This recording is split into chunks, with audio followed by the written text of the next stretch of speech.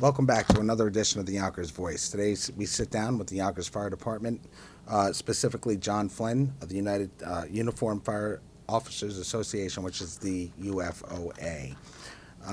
John, a couple of weeks ago, Barry McGooey reached out to us with an open letter. We saw that you were on Channel 12. Firstly, I think a couple of questions come to mind here. What's going on with the city? Tell us a little bit about what's going on. Sure. Well, as far as what's going on with this between the city and the Uniform Fire Officers Association, we are mired in a contractual negotiation impasse. We have not had a cost of living increase or a current contract for 7 years now, and we are very frustrated. We're the only one of the 4 public safety unions that is still without a contract or cost of living increase. And many of the things that Mayor Spano has said in the media have been very disturbing to us. We don't feel that they're accurate. We feel that he's really trying to paint a picture of us as being selfish or unwilling to compromise, and just an inaccurate picture of what the truth really is. Well, before we go any further, let me ask you a question. What is the difference between the Uniform Fire Officers Association and the Local 628? Sure. Well, we're all Yonkers firefighters, and the larger union would be Local 628. That's the firefighters union, and they have approximately 325 members, and their president is Barry McGooey. Those are the guys, we all ride around on the fire trucks, and those are the guys that are really doing the bulk of the physical work. The fire officers represent 4 different ranks: lieutenants, captains, assistant chiefs, and deputy chiefs. And those are promoted from the firefighter ranks through civil service testing. And the lieutenants and the captains are company officers. They ride in the front seat of the fire trucks next to the driver. It's usually a company of 4 altogether, 3 firefighters and an officer. And they, run into burning buildings and save people just like the firefighters do. They're usually leading from the front, and the firefighters will follow them in. The assistant chiefs and the deputy chiefs, those are the guys in the white hats that you see standing in front of the building, kind of like a general or a coach directing the entire operation. So that's who we are. There's 131 of us altogether, 131 officers. I understand that the Yonkers Fire Department actually has, there's a ranking system as far as fire departments are concerned. Where do you guys rank, and how does that system traditionally work? Oh, okay. There's the Insurance Service Office. Is a national organization that ranks fire departments so that insurance companies will know how much to charge homeowners and businesses for their property insurance premiums based on the ability of the fire department to perform. It's a kind of a complex rating system, and it goes from 0 to 9, with 1 being the highest rating. Very small percentage of fire departments are rated as a 1. For many, many years, Yonkers Fire Department was rated a 3. And about a year ago, after a lengthy process, we were able to bump our rating up to a 1, which should really result in reduced insurance premiums for a lot of home and business owners. I was actually a deputy chief at the time. I was not the president of the Fire Officers Association, and we wanted to publicize that, like a typical fire department would, to let the people know, how much work had gone on behind the scenes, and that now they could potentially apply to their insurance company for reduced premiums. And we were told through the fire commissioner that the mayor's office did not want to do that. There was no real explanation given for why, but it seemed like it was just another, political game that was being played, and the taxpayers were suffering for it. What would you say the Yonkers Fire Department's average response time is from the time somebody calls 911 to dispatch to actually showing up on location? And how is that prevalent to the community and to somebody who might need help? The average response time, I don't have the exact number in front of me, but it's between 4 and 6 minutes, and probably closer to 4 minutes for the first arriving unit. That's critical because for the emergency medical incidents, which are a large portion of our work, if you stop breathing, your brain tissue starts to die in 6 to 8 minutes. So if there's nobody there providing oxygen and artificial ventilations or potentially chest compressions, if you're also in cardiac arrest, brain death is going to start. The ambulance response time, Empress Ambulance, and they're great at what they do, but they are a for-profit company. They do not have necessarily career people like we do. They have a high turnover with their employees, all great and dedicated people. But their response time is is over 8 minutes. So if your brain is going to start dying in 6 minutes, and the ambulance is coming in an average of over 8 minutes, and the fire department's coming in 4 minutes, I think it's pretty obvious how valuable it's life we are. or death Right. circumstances. And when you get to fires, and a very large portion of Yonkers is wood frame, closely packed, very old urban housing, with what we call vulnerable populations. Families, immigrant communities that may not speak the language, that are renters that do not have control of the property. Sometimes the properties are not in the best shape, and having an adequate response time to get these to an aggressive interior attack and put water on the fire quickly, to search for people that may be trapped, to ventilate the building, is critical. It's really critical, and we're able to do a very good job at that.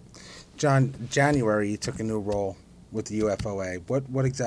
What's your role right now as of January 1, 2016? Okay, well, I'm still an assistant chief in the fire department, but I'm now the president of the Fire Officers Association. So we are basically a union that negotiates. Our primary job that I have is to negotiate our collective bargaining agreement, our contract with the city.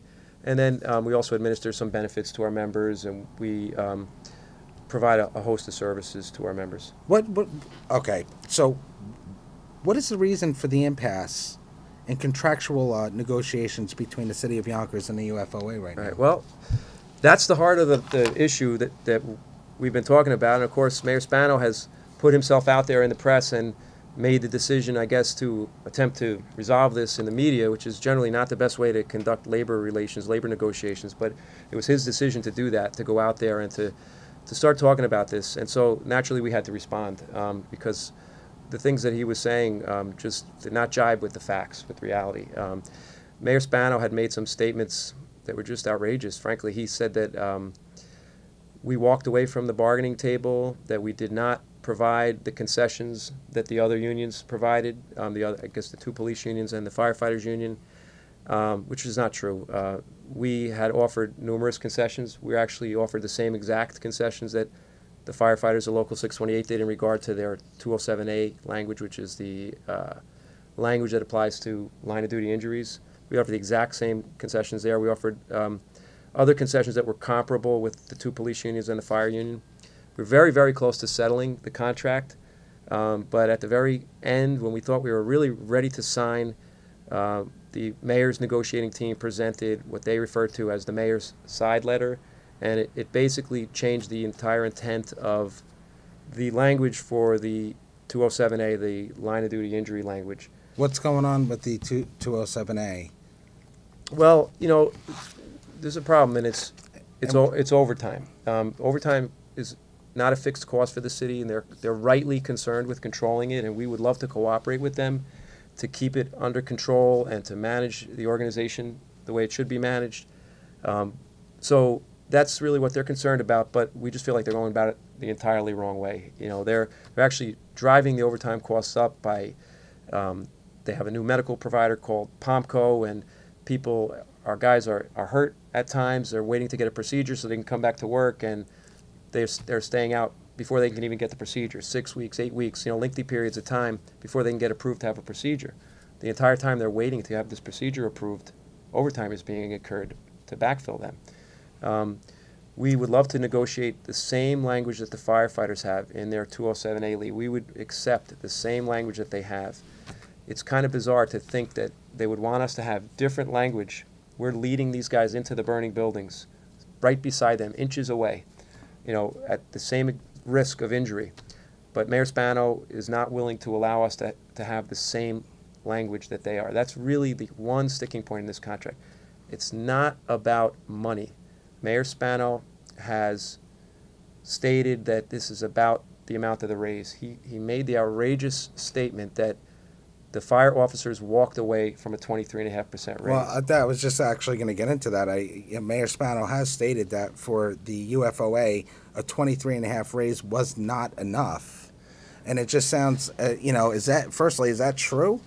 No, that's not true, and it's just such a hurtful statement to make because obviously the public is out there. People are working so hard to support a family, to pay their taxes, and the mayor knows that when he makes that statement that the fire officers turned down a 23.5% raise, I mean, how outrageous would that be? I mean, what the connotation is, all at once we were offered a 23.5% raise and it wasn't enough for us. And of course, if that would be crazy, that would be selfish. But what the mayor doesn't explain to the people out there is that we haven't had a raise in 7 years.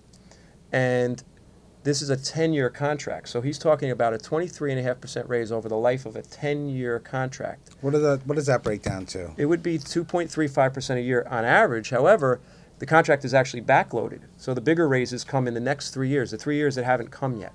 So it would be a 12.5% raise if we sign the contract today. For the last 7 years, that comes out to 1.79% a year for the last 7 years. So you're talking about people in my organization. They're the leaders of the fire department. They're on average, they're 48 years old with 19.8 years of service to the city, who are trying to support families and haven't had a cost of living increase in 7 years, trying to pay mortgages, trying to put kids through college. And with all the frustration inherent in that, still coming to work and doing their job, they have their mayor telling our city that they turned down a 23.5% raise, when actually it was a 1.79% raise per year times 7 years. The mayor states that none of these issues have anything to do with either the 628 or the UFOA, not endorsing him. You have alleged that the mayor is retaliating against both unions for not endorsing him. Can you give us a comment on that? Sure. Well, I can't get inside the mayor's head. You know, we're not going to ever, you know, call someone a liar if we can't prove it. I don't understand what's in his head and why he's doing what he's doing, but it really feels like retaliation. I mean, the story that you had recently covered on the union office situation with Local 628, many of the other actions that have gone on behind the scenes, it just feels like a complete lack of respect, and like there's some anger, real anger directed at us. And the only thing we can think of is we did not support him in the last election, and other unions did, and they're certainly not being treated the same way that we are. So it seems fairly obvious that it's retaliation. But I can't get in the mayor's head. You know, we're willing to work with him. We're willing to sit down and negotiate a contract. We're willing to do our jobs. We always do our jobs. But we're really being mistreated. Mayor Spano went on. You were on News 12 about a week ago, 2 weeks ago. Yeah, about a week ago. And Mayor Spano responded that he would do this in his office. Has he made himself accessible? Have you called? Have you reached out? I've spoken to the mayor. He actually appeared to be, in my opinion, as though he wanted to go ahead and get this going. He didn't want any, any news coverage on it. How accessible has the mayor made himself? Well, it's funny. The mayor said he didn't want any news coverage on it, but the only reason we requested to be on Newsmakers was to respond to the allegations that Mayor Spano had made about us the previous week. It was not our intention to negotiate this in the media. We wanted the public to know that we're without a contract and we feel like we're being mistreated, but certainly to attempt to explain to the public the details of these complicated contractual issues it's not really fair to anyone, because it's complicated, and either side can kind of portray things that aren't as they are. But this started with the mayor, and all we did was respond to the false allegations that he made. As far as him being available to speak to us, he's got great people skills, and he's got great communication skills, and he comes across as this really nice, friendly guy. And that's exactly how he is when I speak to him. But it has not resulted in any kind of a fair agreement. He does not sit at the negotiating table. He will speak with us, but it's not at the negotiating table. He sends his cousin Joe, who's a labor consultant, and the city attorney, and that's the negotiating team. And they tell us that they don't have the ability to make decisions. So we talk to them, but they can't really make a decision. They have to go back to the mayor.